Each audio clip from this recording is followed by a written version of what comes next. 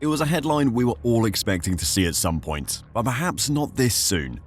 After just 2 races with the Red Bull team, Liam Lawson is going to be swapped out with Yuki Tsunoda stepping into his place from the Japanese Grand Prix in 2 weeks' time. Yesterday, the news broke from a number of outlets across Europe, and while at the time of recording this, Red Bull have not confirmed it, it is a decision that most fans saw coming. Of course, that doesn't mean it is the correct decision by Red Bull, and Liam Lawson has been keen to point out just how much better he is than his replacement. Today, I'll check it all out, so don't go anywhere. On Tuesday afternoon, publications in the UK, France, Germany and the Netherlands reported that Liam Lawson has made the decision to swap Yuki Tsunoda with Liam Lawson from the Japanese Grand Prix onwards. Following 2 challenging races for Liam and Red Bull, the team was set to have emergency meetings this week to discuss the car, the driver and their plan to find some competitiveness. Lawson was chosen ahead of Tsunoda to contest the 2025 season with Red Bull, but has so far had a torrid start to life with the Milton Keynes-based squad.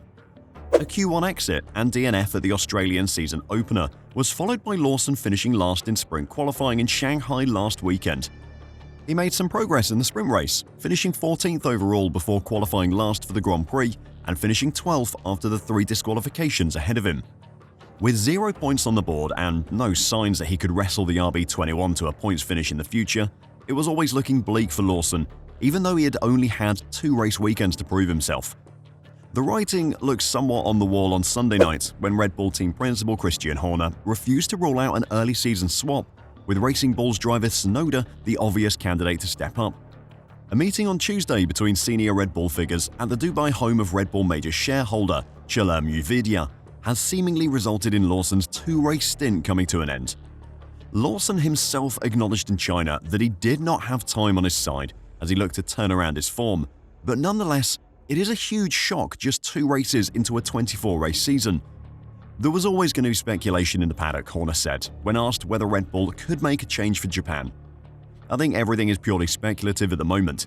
As I say, we've just finished this race. We're going to take away the info and have a good look at it. There is a lot to analyze in this move. Is it actually better for Lawson or Tsunoda? Are Red Bull trying to paper over the chasm-sized cracks in their team? They're both questions I'll get to. But first, after last Sunday's Grand Prix, Liam Lawson made it very clear why he thought he was the right driver to have in the Red Bull second seat. Asked if he felt bad for Yuki missing out on that Red Bull seat, Liam said, "Honestly, no. You can't in this sport. And anyway, if I look back over our career, I was teammates with him in F3 and I beat him. In Euro Formula, I was teammates with him in New Zealand and I beat him there. And then in F1 last season. I think, honestly, if I look at all the times he got promoted instead of me in those early years, then no. He's had his time. Now it's my time." While Liam might have beaten Yuki in the Junior Series, Red Bull must be hoping that Tsunoda's experience in F1 will make him more competitive in the Red Bull than Lawson has been. The Japanese Grand Prix will be Tsunoda's 90th Grand Prix start, while it'll only be Lawson's 14th. Red Bull have to be hoping that Yuki's experience means he can handle the RB21 better than Lawson has been. But to make a driver change this early in the season screams of desperation. Before I talk about the move and what it all means, if you're enjoying the video and want to catch all the news and analysis from the 2025 F1 season, then make sure to give this video a like and subscribe to F1 Reverse. Thanks a lot. So Liam's struggles for Red Bull in the first 2 races are not completely his own, and Red Bull have been pretty honest that they have made mistakes with their car this season. Verstappen has been vocal in his support of Lawson despite his struggles, saying, "That Racing Bull's car is easier to drive than ours. I noticed that when I talked to Liam. Last year the difference between him and Yuki wasn't that big, I thought. Otherwise the team wouldn't have made the choice to put Liam in at Red Bull." Verstappen has also said that the Red Bull engineers need to take responsibility for the team's lack of competitiveness this season, as it isn't acceptable to make a car that only the 4-time champion can drive. If they want to compete for titles, the car has to be drivable for both drivers. Adding more and more oversteer in search of theoretical performance doesn't work if that performance can't be extracted. In China, Horner added that he feels very sorry for Lawson at the moment as he struggles to adapt to the RB21 car. Liam is obviously, confidence-wise, struggling with the car at the moment, which is why we made some significant changes today to see if we could find a more confidence-inspiring setup for him. "I think Liam still has got potential, we're just not realizing that at the moment," he said. "I think the problem for him is he's had a couple of really tough weekends and he's got all the media on his back. The pressure just naturally grows in this business. I feel very sorry for him that you can see it's very tough on him at the moment. He's a young guy. We've got a duty to look after him. We're going to do the best that we can to support him. Liam is a very capable driver, we know that. We're just not, for whatever reason, we're not seeing him able to deliver that at the moment.